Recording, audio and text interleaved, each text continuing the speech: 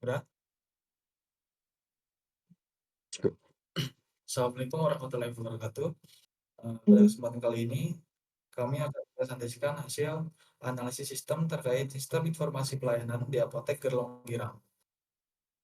Sebelumnya, kami, lupa lagi, Bang. Sorry. Ulang. Assalamualaikum warahmatullahi wabarakatuh. Pada kesempatan kali ini, kami akan mempresentasikan hasil analisis sistem terkait sistem informasi pelayanan di Apotek Gerlong Girang. Sebelumnya, izinkan kami memperkenalkan diri.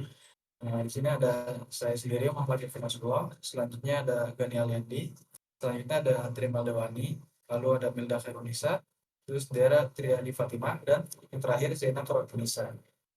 Selanjutnya untuk definisi sistem dan objektif sistem akan dilanjutkan oleh rekan saya.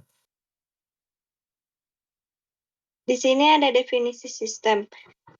Sistem pelayanan apotek adalah prosedur terstruktur yang mengatur layanan farmasi, mulai dari penerimaan resep, penyediaan dan konsultasi obat, hingga pencatatan penjualan. Lalu ada objektif sistem. Sistem ini bertujuan memastikan pelayanan diberikan dengan cepat, akurat, dan ramah agar meningkatkan kepuasan pelanggan dan membangun kepercayaan terhadap apotek. Lalu di sini ada lingkup sistem informasi external entity. Yang pertama yaitu ada customer, pihak yang membeli obat, berkonsultasi, dan menerima informasi produk serta struk dari sistem. Yang kedua ada bagian administrasi. Bertanggung jawab mencatat transaksi, penjualan struk, dan serta pengiriman data keuangan dan stok ke sistem. Lalu ketiga, bagian manajemen stok. Pengelolaan kesediaan obat di gudang, memperbarui data stok, dan menandangi permintaan restock. Lalu keempat, ada bagian pengadaan. Melakukan pemesanan, mencatat permintaan, pembelian, dan laporan produk yang dibutuhkan. Yang kelima, bagian keuangan, mengatur pemasukan dan pengeluaran dana, menerima dan mencatat dana pembayaran, serta menyusun laporan keuangan. Lanjut ke rekan saya.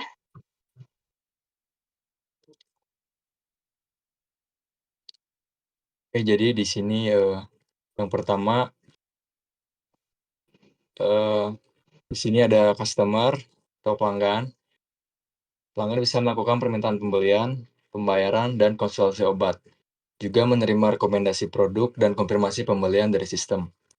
Yang kedua ada ini bagian administrasi, bisa memasukkan data transaksi dan mencetak stok, menyediakan rekap penjualan dan kondisi stok terkini, dan mengevaluasi kondisi keuangan. Selanjutnya ada bagian manajemen stok, bisa mengakses pemakaian stok dan status ketersediaan. Selanjutnya memperbarui data stok, produk, dan mengajukan permintaan restock. Dan yang keempat ada bagian pengadaan. Di sini bisa menerima permintaan restock dari manajemen stok. Juga memesan produk ke supplier dan memantau status pengadaan. Dan yang kelima ada bagian keuangan, menerima rekap pemasukan dan pengeluaran, juga mengevaluasi transaksi pembayaran dan kondisi keuangan. Selanjutnya kita lanjut ke struktur proses. Dan di sini yang pertama itu ada penerimaan resep dan konsultasi. Dan di bawahnya itu ada screening resep dan konsultasi obat. Yang kedua ada pemeriksaan stok obat. Di bawahnya ada memeriksa ketersediaan obat dan stok, juga mencari alternatif obat. Dan yang ketiga ada peracikan dan persiapan obat. Di bawahnya menyiapkan obat jadi, dan meracik obat. Lanjut, ada transaksi dan pembayaran. Di bawahnya ada menghitung total transaksi atau penjualan, dan memilih metode pembayaran. Selanjutnya yang terakhir ada pembuatan nota dan pelaporan. Di bawahnya ada mencetak nota dan membuat laporan harian. Selanjutnya dilanjutkan oleh rekan saya.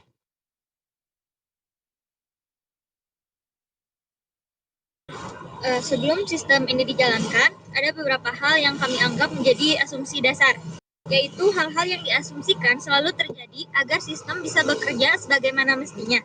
Pertama, obat tidak langsung diberikan begitu saja. Meskipun pasien sudah membawa resep, tetap ada proses screening dan konsultasi terlebih dahulu untuk memastikan obat sesuai dan aman.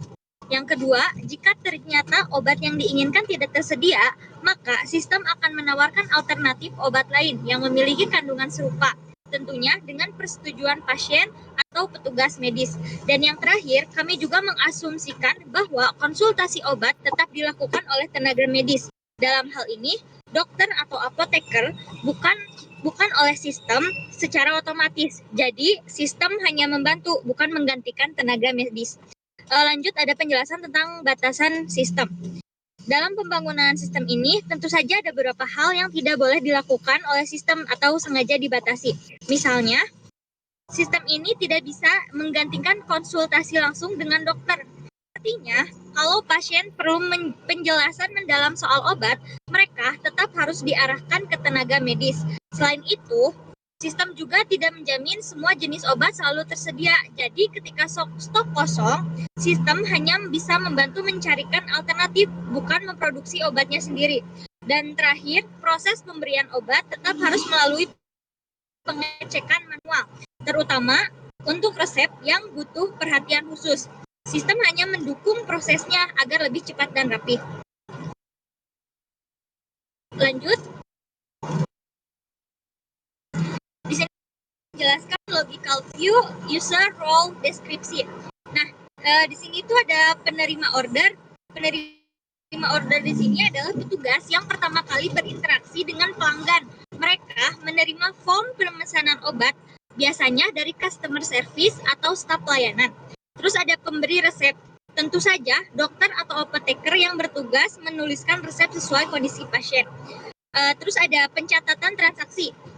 Adalah staf yang mencatat semua transaksi penjualan dan mengurus form penjualan. Biasanya ini dilakukan oleh staf pelayanan atau staf keuangan. Lanjut, di sini juga ada administrator laporan, bertanggung jawab menyusun rekap transaksi dan membuat laporan yang dibutuhkan oleh intensi seperti Kemenkes atau untuk pelaporan internal seperti Sipnap. Lanjut, ada pengelola stok. Adalah petugas gudang atau apoteker yang dan melakukan restock jika stok mulai menipis. Dan yang terakhir, pelayanan farmasi seperti apoteker atau TTK yang bertugas melakukan pengecekan resep, menyiapkan obatnya, dan memberikan informasi penting seputar cara penggunaan obat. Selanjutnya akan dijelaskan oleh rekan saya.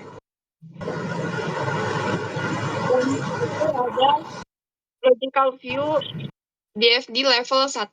Pada DFD level 1, sistem digambarkan secara umum dengan 5 proses utama, dimulai dari customer yang melakukan konsultasi ke bagian penerimaan resep dan konsultasi. Setelah itu, resep diverifikasi dan dilakukan pengecekan stok oleh bagian pemeriksaan stok obat.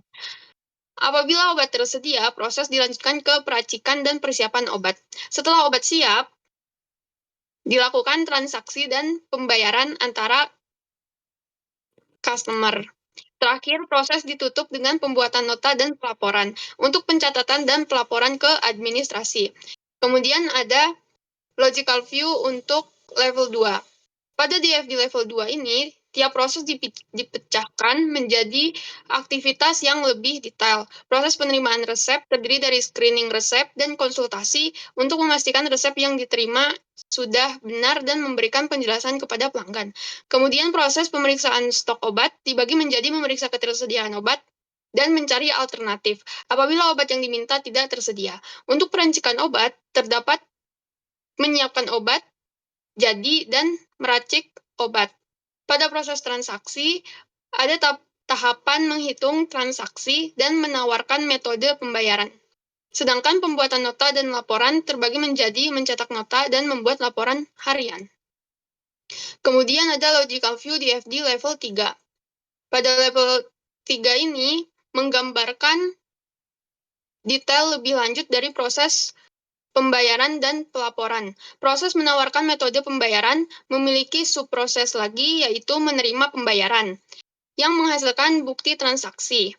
untuk diberikan kepada pelanggan. Selanjutnya pada proses pelaporan, terdapat pelaporan ke Kemenkes atau Sisnap yang menyusun data transaksi penjualan obat ke dalam laporan penjualan untuk keperluan administrasi internal maupun pelaporan eksternal ke pihak terkait seperti Kemenkes. Selanjutnya adalah LDS yang akan dijelaskan oleh rekan saya. Baik, untuk LDS di sini terdapat beberapa entitas. Yang pertama di sini ada resep, lalu ada obat, sini ada stok, lalu ada entitas transaksi, apoteker, dan nota customer.